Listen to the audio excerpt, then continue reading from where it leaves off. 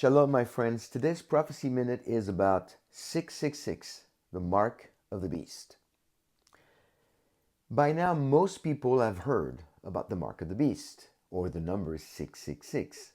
This is a mark that people will take to show their allegiance to the Antichrist. It will have dire, irreversible consequences. But what is it exactly? Well, let me read to you Revelation 13, 15 through 18.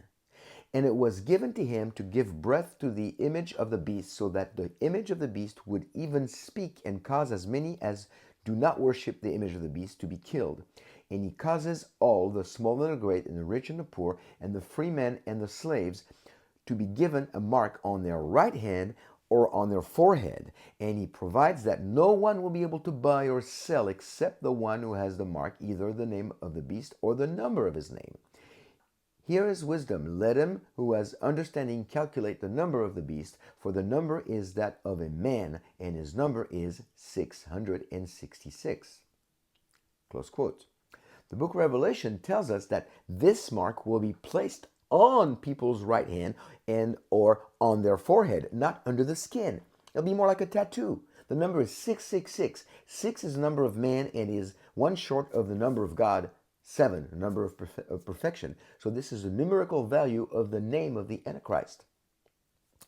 Those who take the mark will be allowed to buy and sell during the Great Tribulation, but will be doomed for eternity in the lake of fire. Revelation 14, 9 through 11, and I quote, Then another angel, a third one, followed them, saying with a loud voice, If anyone worships the beast and his image, and receives a mark on his forehead or on his hand, he also will drink of the wine of the wrath of God, which is mixed full strength in the cup of his anger, and he will be tormented with fire and brimstone in the presence of the holy angels and in the presence of the Lamb. And the smoke of their torment goes up forever and ever. They have no rest day and night, those who worship the beast and his image, and whoever receives the mark of his name. Wow. So here's, I think, what we need to focus on instead of maybe redirecting our focus. People during the Great Tribulation will willingly take the mark. They will not be forced. They will take it willingly. The mark will not come into effect until after the rapture. So even if the technology exists today, believers should not worry about its ramifications. Then also we need to remember it's not a microchip or a vaccine, because the Bible clearly tells us that it will be placed on the skin of the hand or on the skin of the forehead.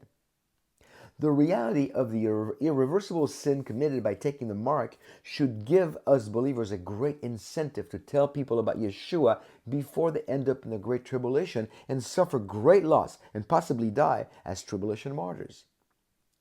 So there is no need to speculate on the identity of the Antichrist, since he will come onto the scene after the rapture. Instead, we need to emphasize the reality of the Antichrist for those who will be left behind. Wouldn't it be great if today, as believers, we would adopt a motto, no sinner left behind, and would really renew our efforts to get people saved in the little time we have left on this side of eternity.